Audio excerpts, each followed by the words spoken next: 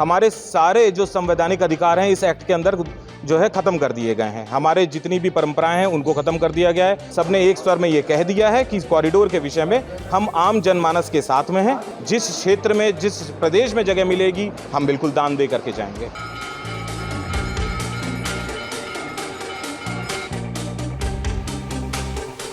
देखिए, ये मीटिंग लगभग आज तीसरा चौथा दिन है इस तरीके की मीटिंगें हो रही हैं और हमारी तरफ से आज ये एक्ट भी पढ़ करके इनको बताया गया। जिस तरीके का एक्ट ये लाया गया है सरकार की तरफ से, इस एक्ट के संदर्भ में हमसे किसी तरीके की कोई बात नहीं करी गई।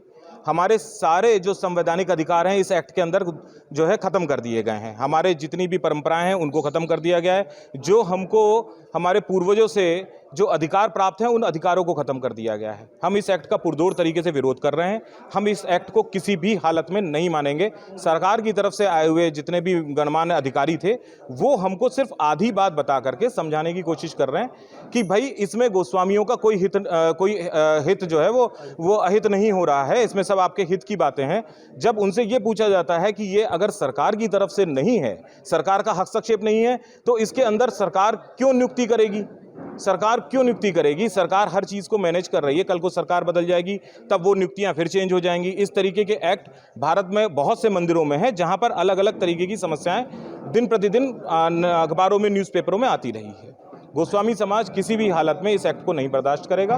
और जहां तक कॉरिडोर की बात है, सबने एक स्वर में ये कह दिया है कि इस कॉरिडोर के विषय में हम आम जनमानस के साथ में हैं। यदि वो चाहेंगे, उनकी स्वीकृति होगी तो गोस्वामी समाज उनके साथ में है कॉरिडोर के, वरना हम कॉरिडोर के भी साथ में नहीं खड़े हुए हैं। देखिए, बात जहां तक पलायन की है तो मैं इसमें आपको एक दृष्टांत बता देता हूं कि हमारे यहाँ वृंदावन के अंदर सप्त देवालय इस ब्रजमंडल में थे।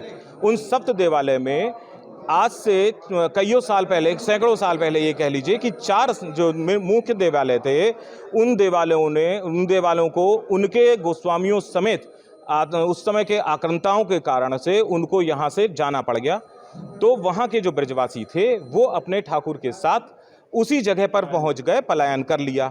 मैं ये नहीं कह रहा हूं कि हमारी वर्तमान बीजेपी की सरकार कोई आतंका है, लेकिन अगर इस तरीके की कोई समस्या आकर के खड़ी हो जाती है तो हमने निर्बाध तरीके से, स्वतंत्रता के साथ में, सभी की सहमति के साथ में ये कह दिया है कि सरकार को सिर्फ मंदिर चाहिए और पैसा चाहिए। हम उनको ये दान देते हैं। हम अपने ठाकुर को लेकर के यहाँ से परिवार समेत जहाँ पे भी हमें जगह मिलेगी, जिस क्षेत्र में, जिस प्रदेश में जगह मिलेगी, हम वहाँ जाएंगे। और पुनः जैसे हमारे पूर्वजों ने किया था 1864 में कि 17 साल अपने शिष्यों से पैसा इकट्ठा करके और इस मंदिर का निर्माण किया था, हम पुनः उस व्यवस्था में लगेंगे।